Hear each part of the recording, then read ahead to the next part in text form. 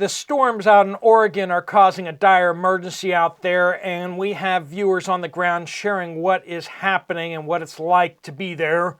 We have grocery store workers who are sharing where the food is disappearing to, and if you thought to yourself, the government's probably behind it, you're actually correct. Empty shelf reports coming from you guys from all over the place, and we have new items moving into shortage. Let's jump right into it. Welcome to the Poplar Report. I'm Steve Poplar. I'm an accountant by trade, and this is your channel where you send in your updates and reports, and we share those back with you to keep you guys up to date. 100,000 reporters spread all over the globe. We have the best and up-to-date information. We do want to thank our sponsor, Genesis Gold Group. If you have retirement funds that you want to get into something safer than gold, safer than stocks or bonds, into something like gold, silver, or platinum coins, physical metals, you might want to talk to Jonathan and his team about what you can do about that. There'll be a link at the end of the video. This is from D-Freak.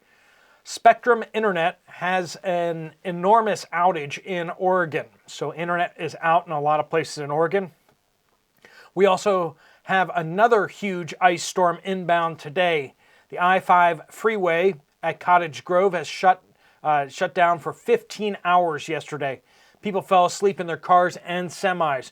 One police officer for 5 miles had to go vehicle to vehicle, wake up people to let them know to keep on going. Large portions of the state have had power outage for a couple of days. We are very cold, plus extreme wind, plus ice storms. So a lot of challenges there. Another viewer in Lebanon, Oregon, sharing also what's going on over there. I'm in Lebanon, Oregon, where we got hit with the ice storm and are bracing for another ice storm tomorrow. The weather has caused the passes to close. So the mountain passes, of course, and supply trucks can't get through to restock the stores. There's no milk, no eggs, no bread, no frozen potatoes, no pasta. Shelves are empty. Some of our gas stations are officially out of gas as well. The trucks can't get through, gas can't get in. I am well stocked and prepared for this, but many people are not. Panic is setting into our city.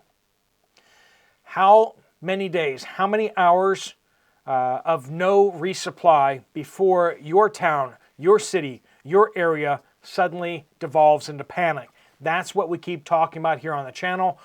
Being prepared means you do not have to be one of the people panicking out there. Do you have things stocked up? You can rotate gasoline and storage every 6 months. You probably need it for your gas mower anyway. But this is the kind of stuff that we need to be prepared for, because storms, hurricanes, flooding, earthquakes, all sorts of crises happen on a regular basis, not even talking about big one-off type events. This is from a viewer. The talk is that some of the shortages are due to government approaching grocery chains and grocery warehouses and redirecting that food to feed the arrivals crossing the border. 300,000 new people crossed the border just in December alone. Just think about that.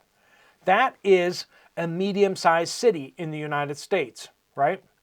It would be important to know if it's true, because the other reports say that they are being handed boxes of food, fresh food, and they discard it because they want cultural food. So we're seeing reports that they're being handed food as they come into the country. Where's that food coming from? Is that the food that's not showing up on our store shelves? That's problematic. Even the food pantries seem not to be getting the normal donations from the grocery stores. Might be important to see if some of the part of the shortages are a result of suddenly feeding a lot more people. Also, my husband noticed when he was shopping last weekend that all types of salt were low. We are seeing issues with salt. It's been sporadic. It's spotty. Most of the time, salt seems to be okay, but it seems to be always low. I don't know. That's what I'm seeing here, and that's what I'm hearing from you guys out there. Stephanie in Richlands, North Carolina, at the Piggly Wiggly, items were molded, like moldy, in the bakery section, and you could see that they had just been re-stickered with a new tag with a new expiration date.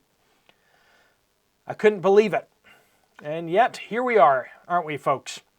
All the things that we couldn't believe, we were believing because we're seeing those things, right? Also, the whole front wall of the shelves were completely bare. Also, only one choice for ground beef, and that section was small compared to normal. Choices are going away, extra supply is going away, and even quality of produce and quality of products is going away. Jacob says, from the middle of Tennessee, I'm a truck driver. I work for a pallet company. We aren't selling pallets as much as normal, and the ones we are selling for less money because nobody needs them. That's a bad thing. I'm at a food distribution center, and there are hardly any trucks or trailers here. The place is usually packed.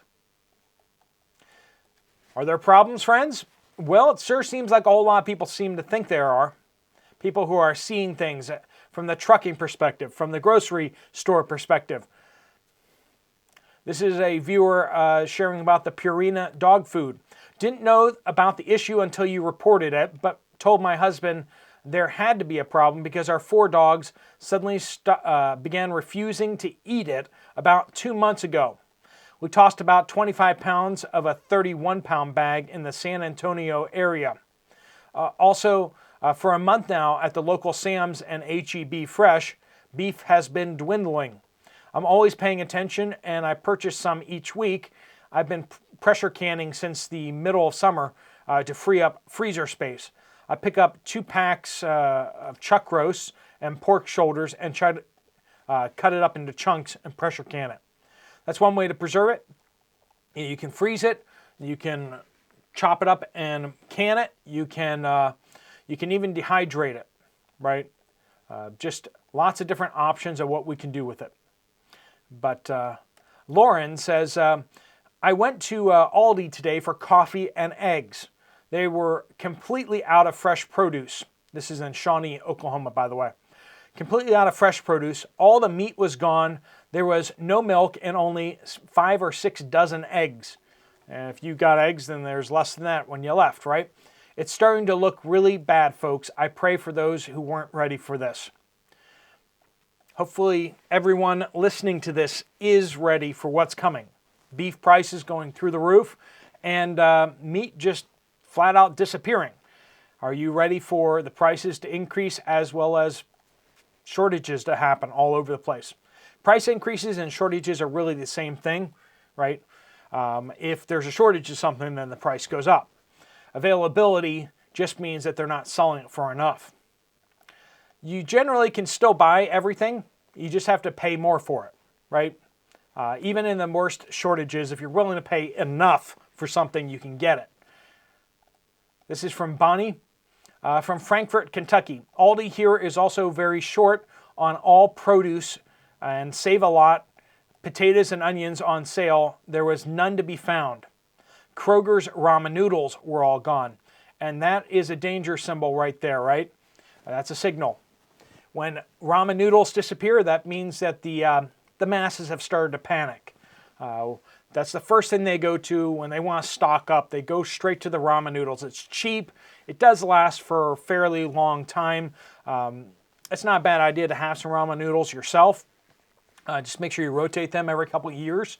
If you see the ramen noodles suddenly disappearing, or if you see Walmart suddenly rolling out big middle of the aisle things of ramen noodles, then you know that they think things are about to get bad because they know that's where people are going to go to. True says, went to Walmart last night and there were no potatoes. Fresh or frozen, no bread, no tomatoes, very few tortilla chips. This is in Oklahoma, by the way, as well. No half and half or heavy whipping cream. Milk was spotty. Every aisle looked like it had been looted. We're hearing that across the middle of the country, aren't we? With the winter storms, the cold weather might be messing up the shipping and messing up the deliveries to the stores. We will keep our eye on that and see what's happening with that. Eliz says, update, a few days ago, I was at a Target in New Jersey. I couldn't believe all the shortages, even shortages on children's toys. Looked like the shelves hadn't been stocked again since Christmas. If you guys have updates that you want to send in, just reply or just do a comment to any one of the videos here, use the word update somewhere in there, and that gets it to the right place and gives some sort of geographical location if you can. A user in Phoenix, Arizona says, produce is slim or slimy. That's an accurate description of produce today, isn't it? It's either slim or slimy. Limited milk, limited eggs, very little beef or chicken. Canned goods are getting harder to find, and the shelves at the local Fry's are slowly dwindling. This is a viewer from Bailey, North Carolina. We are also having bread issues. We're also having just overall issues.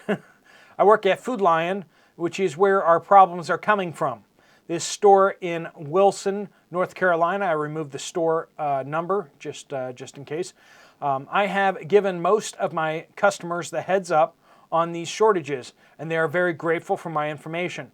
You are my absolute favorite go-to person because you're honest and trustworthy. Absolutely no sugarcoating. Thank you for all you do. I and the team appreciate your appreciation, and I appreciate all you guys sending in your updates. NWH says, Sumner, Washington. Winco is still low on bottled water. With what's going on out in the Northwest, bottled water being low is probably going to be par for the course anywhere in that vicinity. The 60-count eggs are now $13.58. No Winco brand natural pork sausage, and only a few Italian or mild sausages left. So sausage issues out there. With fresh meat and everything like that, that is going to be spotty here and there.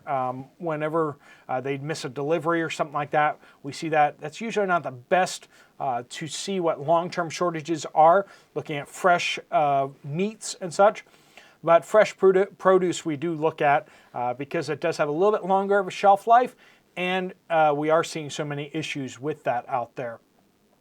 Well, thank you guys so much for watching. If you want to check out another video from the channel, there's one right up here. If you want to get some information from Genesis Gold Group, there's a link right here. Fill out your information. They'll send you information. Thanks so much for watching. Steve Poplar of the Poplar Report, out.